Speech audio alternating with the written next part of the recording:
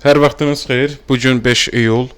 Abituriyentlər üçün qəbul edilmiş qəbul imtahanında 3-cü blok tarix fənni suallarını izah edəcəyik. 31-ci sualdan başlayırıq. Qeyd edilir ki, Şimali Azərbaycanın 19-cu əsrin 50-ci və 70-ci illərinə aid olan bəndi bizdən soruşur. Qafqaz canişinliğinin tərkibində olması bizim düzgün cavabımız olacaq. Çünki Qafqaz canişinliyi 1844-dən 1883-cü ilə kimi mövcud olmuşdu. Daha sonra B bəndi yeni quberniyaların yaradılması qeyd edilir. Yeni quberniyanın yaradılması bura aid deyil. Kəndlərin hərbi verginin alınması da bura aid deyil. Çünki hərbi vergi 80-ci illərdən etibarən alınmağa başlandı burada. Daha dəqiq qeyd etsə 1887-ci ildən başlayır bu. Neft emalı zavodlarının inşa edilməsi, bəli, bu düzgün cavabdır. Çünki 1859-cu ildə Cavad Məlikov tərəfindən Bakıda ilk neft ayırma zavodu tikildi. 70-ci illərdə isə iltizam sisteminin ləğvindən sonra neft emalı zavodlarının tikintisi kütləvi xarakter alır burada. Ona görə düzgün cavabımız olacaq 1 və 4 bizim doğru cavabdır burada. 32-ci suala baxırıq. Xəritə sualımızdır burada. Birinci şərti oxuyaq. Xəritədə göstərilmiş komendant idarə üsulu dövrünə aid əyalətlərin ümumi cəhətlərinin düzgün verildiyi bəndi müəyyən edin. Xəritəyə baxdığımız zaman biz 1 Lənkəran, 2 Qarabağ, 4 Şamaxı, 3 isə Şəkini göstərir burada. İndi burada müqayisə edək biz. Deməli, ərazisində Çar Rusiyasının müstəmləkə siyasətinə qarşı üsyanların baş verməsi, müstəmləkə siyasətinə qarşı üsyanlar 1 Lənkəranda, 3 Şəkidə baş vermişdi burada. 1-3, 1 doğru cavab olacaq burada. Ona işarə qoyaq. Növbəti isə qeyd edirik ki, 19-cu əsrin 20-ci illərində təşkil edilmişdir. Bəli, bu bizim doğru cavab hesab ediləcək. Niyə? Lənkəran və Qarabağ komendantları, yəni 1 və 2 komendantları Qarabağ 1822-ci ildə, Lənkəran 1826-cı ildə təşkil edilmişdi. Ona görə bu da bizim doğru cavabımız olacaq. Digərlərinə baxaq 3 və 4, yəni Şamaxı və Qubaya baxdığımız zaman, Şəkiyə baxdığımız zaman kürəkçay müqaviləsi imzalanmış Şəkiyə aiddir. Şamaxıda buna bənzər olsa da, amma bunu kürəkçay müqaviləsi imzalanmış tərəf kimi götürmürük. O sadəcə ona bənzər bir müqavilə imzalanmışdı. Ona görə bu bənd yanlışdır. Müəyyən müddət Dərbənd quberniyasının tərkibində olmuşdur heç biri. 2 və 4 Qarabağ və Şamaxını qeyd etdi. Bunların heç biri Dərbənd quberniyasının tərkibində olmamışdır. Düzgün cavabımız olacaq 1 və 2 A bəndi doğru cavabımız olacaq bizim. Növbəti suallara baxaq. 33-cü sualda qeyd edir ki, 14-cü əsrin birinci yarısına aid olanları müəyyən edin burada. Baxırıq indi biz. Şirvanşahlar dövlətində Dərbəndilər sülaləsinin hakimiyyətə gəlməsi 1382-ci ildə, Osmanlı dövlətinin yaranması 14-cü əsrin əvvəli qeyd olunur 1302, Avropada 100 illik müharibənin başa çatması 1453, Fransada ilk baş ştatların çağırılması o da 1302-ci ildə, Kresi döyüşündə fransızların ingilislərə məğlub olması 1346-cı ildə. 14-cü əsrin birinci yarısı 1301-dən 1350-ci ilə qədər olan hadisələri soruşur bizdən. Burada isə 3 bəndimiz. Yəni 2, 4 və 5 bizim doğru cavabımız olacaq. Düzgün cavabımız C bəndi.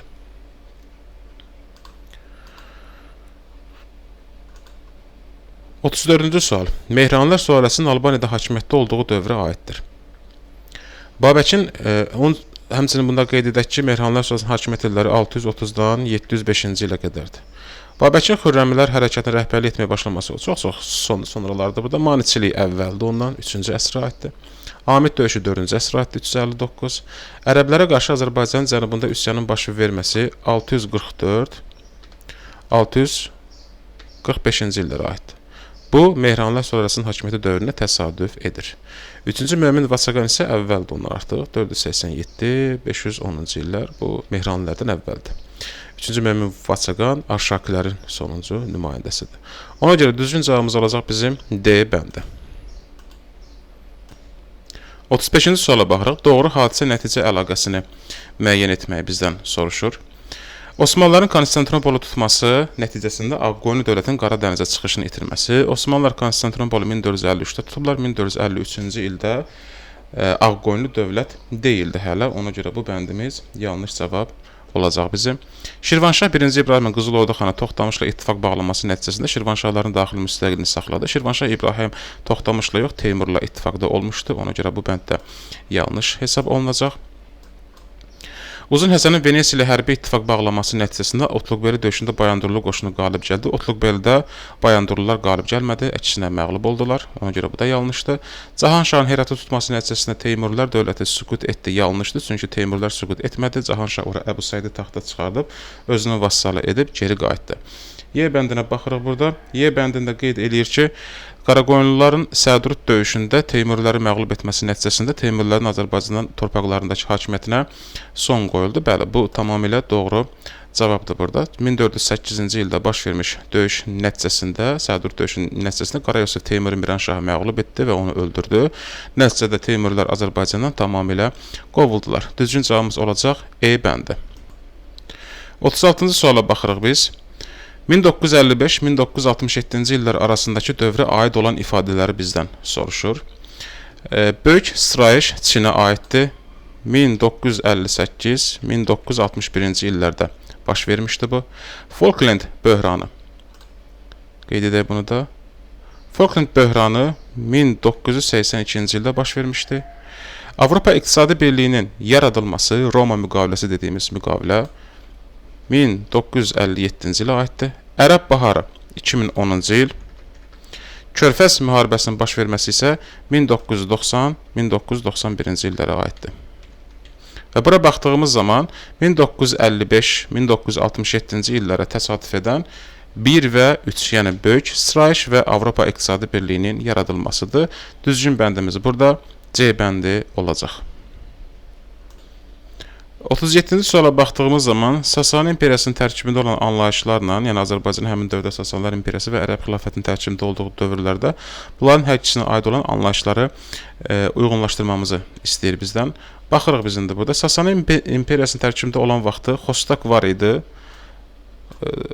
torpaq mülkiyyət forması idi, uc torpağı yoxdur, qazı anlayışı yoxdur. Ərəb xilafətinə baxdığımız zaman cizyə var, can vergisidir. Amil isə vergi toplayan məmura deyilirdi. Satrap isə Sasanilərə yox, daha doğrusu ərəblərə yox, Əhəmənilərdə olan inzibati bölgü vahidi hesab edilirdi. Ona görə burada olacaq 1-ə A, 2-ə isə AB. C bəndi bizim düzgün cavabımız olacaq.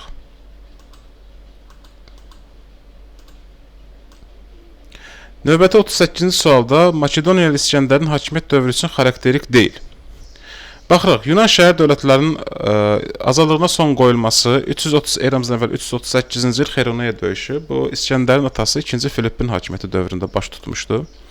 Ona görə birinci bəndimiz D-dir bizim. Daha doğrusu bunu dairə ilə işarələyək. Bu İskəndərə aid deyil. Makedoniya dövlətinin imperiyaya çevrilməsi bu İskəndərə aiddir. Bizdən aid olmayanı soruşur. Əhəməni dövlətinin süquta uğradılması İskəndərə aiddir. Eramızdan əvvəl 330-cu ildə bu baş tutur. Atropatena dövlətinin hərbi yürüşün təşkil edilməsi Atropatena dövlət kimi İskəndərdən sonra yaranmışdı.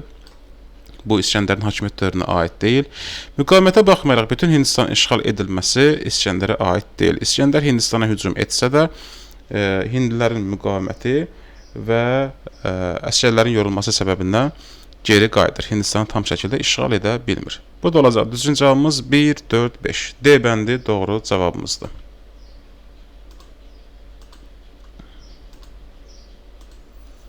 Növbəti 39-cu suala baxırıq. 10-cu əsrin ikinci yarısında Azərbaycanda meydana gələn müstəqil feodal dövlətlərdən biri idi. Paytaxtı Gəncə şəhəri idi. Artıq Gəncə şəhərin paytaxtı deyirsə, bilir ki, söhbət Şəddadilərdən gedir burada. Bizə isə mətndə bəhs olunan dövlətdən fərqli olaraq Salarilər dövləti, yəni Şəddadilərdən fərqli olaraq Salarilər dövləti. Tapacağımız variant oxşar olmamalıdır. Yalnız Salarilərə aid xüsusiyyət olmalıdır, Şəddadilərə aid xüsusiyyət olmamalıdır. Baxırıq indi. 11-ci əsrdə süquta uğradılmışdır. Salarilər dövləti 11-ci əsrdə süquta uğradılmayıb, 10-cu əsrdə süquta uğradılıb. Yəni Salarilərin süqutu ilə artıq Şəddadilərin meydana gəlməsi, daha doğrusu Rəvvadilərin yaranması ilə Salarilərin süqutu eyni dövrə 981-ci ilə təsadüf edir. Bu da 10-cu əsrin ikinci yarısıdır.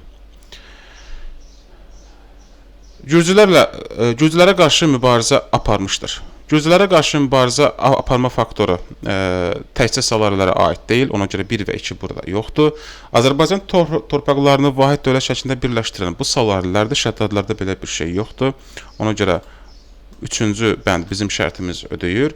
Azərbaycan cənubunda meydana gəlmişdir, bəli, bu Salarilərdə var, Şəddadilər şimaldaydı. Ona görə salariləri şəddadilərdən fərqləndirən 3 və 4-cü bəndlərdir. D bəndi bizim doğru cavabımız olacaq. Növbəti 40-cı sualımıza baxırıq. Katil Kaxet çarı 2-ci İrakli və Qarabağ xanı İbrahim Xəlil xanın Gəncə xanlığına hücumu nəticəsində. İlk öncə baxaq görə bu hücum nə vaxt baş verib? 1780-ci ildə baş verib və bu hücum nəticəsində Gəncədə 2 hakimiyyətlik yaranmışdı. Y bəndi bizim doğru cavabımız olacaq burada. Növbəti testə baxaq. 41-ci testdə dövlətlərin ümumi cəhətlərinin verildiyi sıraları müəyyən edin. Albaniya, Avropa Hun dövləti, birinci Götürk dövləti, Uyğur və Ərəb dövlətləri verilib burada. Baxırıq, birdə verilib C və D bəndləri. Yəni, birinci Götürk dövləti ilə Uyğur dövləti. Çin üzərinə hərbi yürüşlərin edilməsi. Çin üzərinə hərbi yürüşlərin edilməsi, bəli, bu iki dövlət üçün ortaq cəhət kimi götürülə bilər. Baxırıq 2-yə. 2-də verilib A, B, C dövlətləri. Yəni, Albaniya, Avropa Hun dövləti və birinci Götürk dövləti. Bizans dövləti ilə diplomatik münasibətlər qurmaları.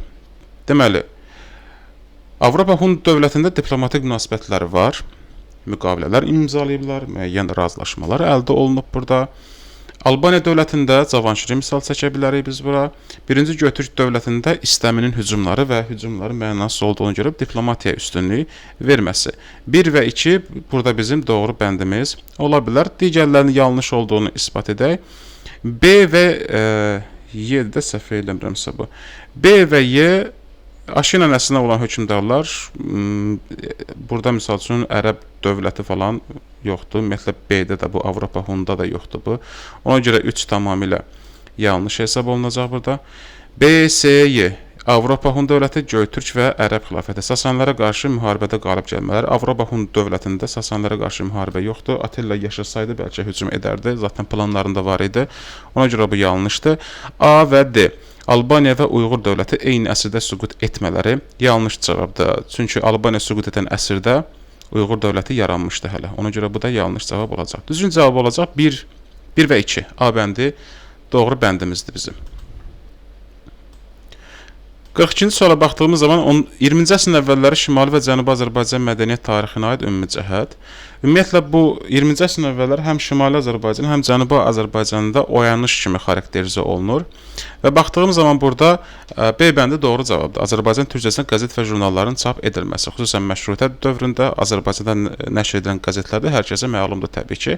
Burada düzgün cavabımız B bəndi olacaq biz. Milli teatr filan bunlar əsasən 20-ci əsrin ikinci, daha doğrusu 19-cu əsrin ikinci yarısına əvvəldir o. O 20-ci əsrə aid deyil. Digərləri isə yanlışdır, yəni oxşar cəhət deyil burada. 43-cü suala baxacağıq burada. Uyğunluq gözlənilmişdir. Franklara aid olan bir sualdır. A bəndində deyir ki, Frank imperatoru Böyük Karlın qələbəsi ilə bitmişdir. Poatiya xeyr, burada Karl hələ hakimiyyətə çıxmamışdı. Frank dövlətində ilk qanunlar toplusu yaratmışdı. Böyük Karl yox, Ludwig, Salik qanunlar dediyimiz qanunlar toplusu. Frank kralı Ludwig Roma imperiyasına qalib gəlmişdi. Xeyr, Roma dağılmışdı onda. 486-cı Roma dağılmışdı. Romalılarla savaşmışdı, amma imperiya vurğusu varsa bu yanlış cavabdır. C bəndi yanlışdır.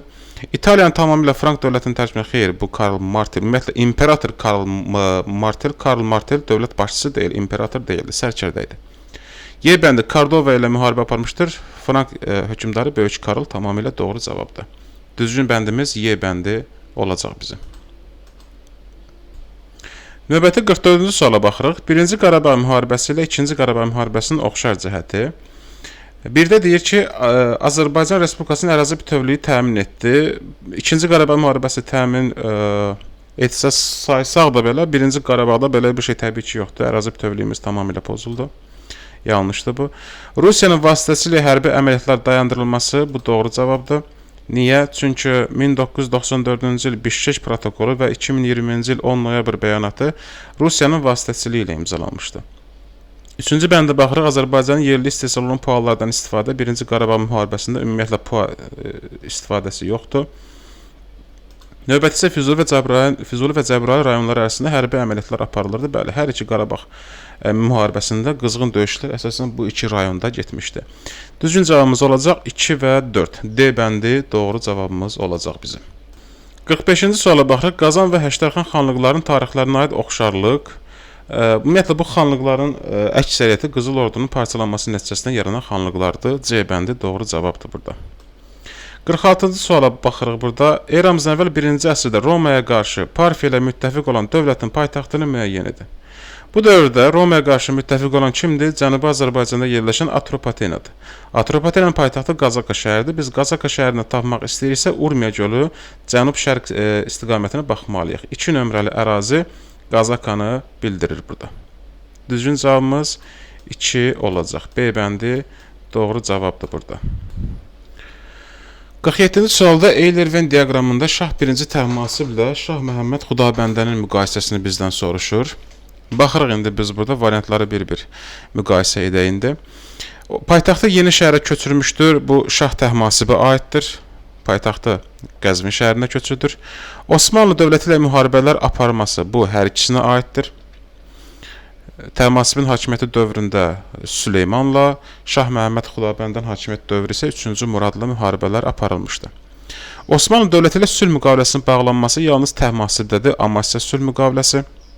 Xudabəndədə sülh müqaviləsi yoxdur. Xudabəndədən sonra hakimiyyətə çıxan Şah Abbasın dövründə İstanbul sülh müqaviləsi var. İlki. Molla Həsənli döyüşündə Krım xanlığının qüvvələrinin məğlub edilməsi Molla Həsənli döyüşü Xudabəndənin hakimiyyəti dövründə baş vermişdi. Səfəvi sülaləsinə mənsub olması isə hər ikisinə aiddir burada. Y bəndi. Deməli, burada nə olacaq? 1-ə AC, baxırıq, 1-ə AC, B və D bəndində var. 2-yə D bəndi yalnız, 3-ə də B-yə. B bəndi bizim doğru cavabımız olacaq burada.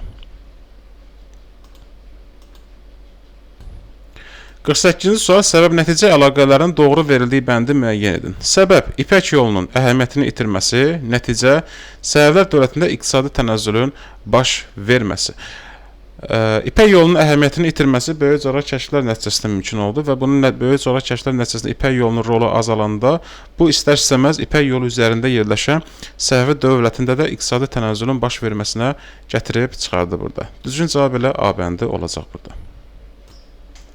49-cu suala baxırıq. Şimali Azərbaycanın 20-ci əsr əvvəlləri tarixinə aid doğru hadisə nəticə əlaqələrini müəyyən etməyi bizdən soruşur. Dünya iqtisadi böhranının baş verməsi 1900-1903-cü illər nəticəsində xüsusilə neft sahəsində inhisarlaşma və təmərküzləşmə daha da sürətlənir. Yəni, birinci bəndimiz uyğundur. Neft sənayesində ilk insanların yaranması nəticəsində hərrazların xeyir, 1903-cü ildə əsasnamənin qəbul olunması ilə dövlət kəndləri arasında təbəqələşmənin güclənməsi. Bəli, bu da düzgün cavabdır, çünki 1900-cü illərdə baş vermiş o kəndli qanunları qolçomaqları, yəni iri mülkiyyətçilərin güclənməsinə və kəndlər arasındakı təbəqələşmənin artmasına təsir göstərir. 4-ə baxırıq, 1912-13-cü illər aqrar qanunu qəbul edilməsində dövlət kəndlərini fərqli. Dövlət kəndləri yox, sahibkar kəndlərinə aid idi bu.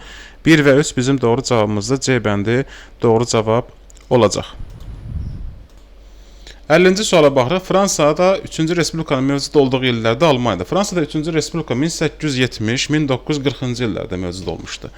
Və bu illər intervalında Almaniyada baş verən hadisəni bizdən soruşur. Müqəddəs Roma İmperiyasının son qoyulması Napoleonda bu 3-cü Respublikadan əvvəldir. Monarxiyanın devrilməsi, bəli, bu Almaniyaya aiddir və Almaniyada monarxiya 1918-ci il noyabr inqilabı ilə devrildi. Nəticədə bu Fransadakı 3-cü Respublika dövrünə, yəni 1870-1940-cı illər intervalına düşür. B bəndi bizim elə doğru cavabımız olacaq burada. Növbəti 51-ci suala baxırıq. Azərbaycan Respublikası aid olan anlayışları uyğunlaşdırırıq. Bir də deyir ki, 20-ci əsrin 100 ilin 90-cı illərin əvvəlləri Naxçıvan Muxtar Sovet Sosial Respublikası adından Sovet Sosial sözünün götürülməsi. Bu 1990-cı ilin noyabr ayına təsadüf eləyir və həmin vaxtı da Azərbaycan Respublika elan edilməmişdir. Ona görə bu yanlışdır. 21-ci əsrin ilk 10 illiyi bütün çadır şəhərcilərin ləğv edilməsi. Bəli, bu doğru cavabdır, çünki ilk 10 illiyi 2007-ci ilin dekabr ayında ləğv edildi çadır şəhərcilər.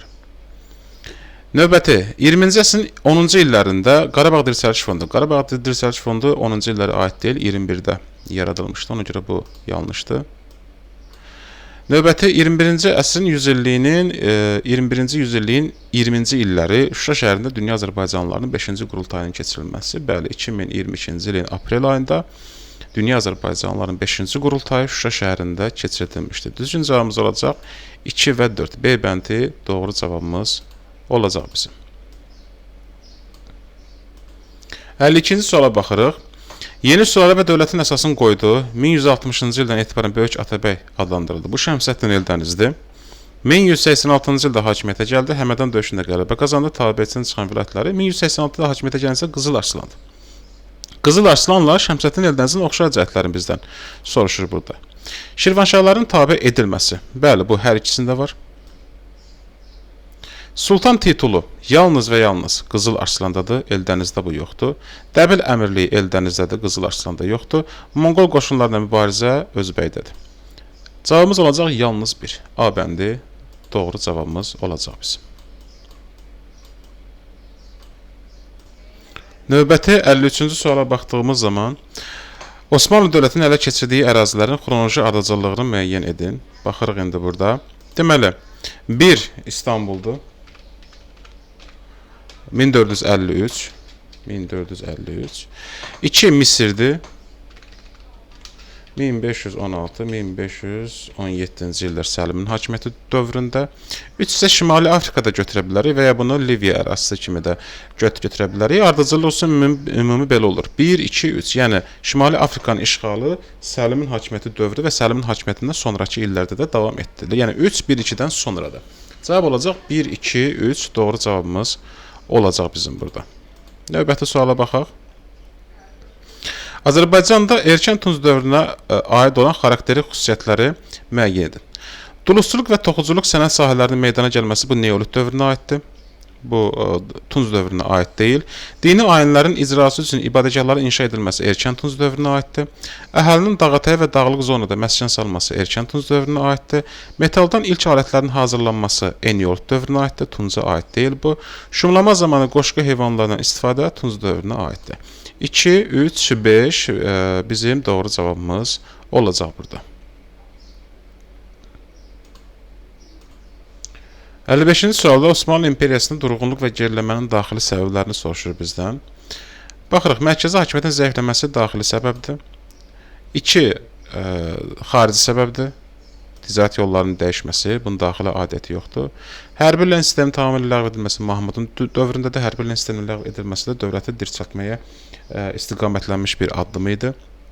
Ona görə bu da aid deyil bura. Ordu quruculuğundan nöqsanlar, bəli, bu da daxili səbəb hesab olunur. 1 və 4 bizim doğru bəndimiz olacaq. 56-cı suala baxdığımız zaman Heydər Əliyevin Azərbaycan SSR rəhbərliyi dövründə həyata keçirilmiş sosial-iqtisadi tədbirlərinə aid deyil soruşur bizdən. Bakı metropoliteninin istifadəyə verilməsi 1967-ci il aid deyil. Bakı məişət kondisionerləri zavodu 75 aiddir. Daha sonra kolxozçulara pasportun verilməsi 59 aid deyil. 1, 3 burada aid olmayan cavabdır. Növbəti 57-ci suala baxırıq. Ümumi bəndlər üzrə qeyd edək biz 1, 2 və 3. Azərbaycan türk dilinin dövlət dili elan edilməsi. Bu Gəncə dövrünə aiddir. Azərbaycan parlamenti yaradılması haqqında qanunun qəbul edilməsi. Bu Bakı dövrünə aiddir. 3-ə B bəndi. Daha sonra Osmanlı dövləti AXC dövlət müstəqilliyinin Batum müqaviləsi. Bu Tiflis dövrünə aiddir. D-də kəndlərə pulsuz torpaq payı AXC vermədi. AXC konstitusiya qəbul edə bilmədi. D və Y heç birinə aid deyil. 1-ə A burada səhv getdi, üzr istəyirəm. 2-yə Gəncə dövrünə B-dir burada. B olmalıdır, o mexaniki səhv kimi gedib o. 1-ə A, 2-yə B, 3-ə isə C olmalıdır. Burada sürüşmə olub. Onu təmizləyək. Bir dəqiqə. 1-ə deməli Tiflis dövrünə aiddir. C. Osmanlının AXC müstəqilliyini tanıması. Gəncə dövrünə aiddir burada. A bəndi. Bakı dövrünə aiddir. B bəndi. 1-ə C, 2-yə A, 3-ə B bəndi bizim doğru cavablarımızdır. İndi situasiya testlərinə gəlirik.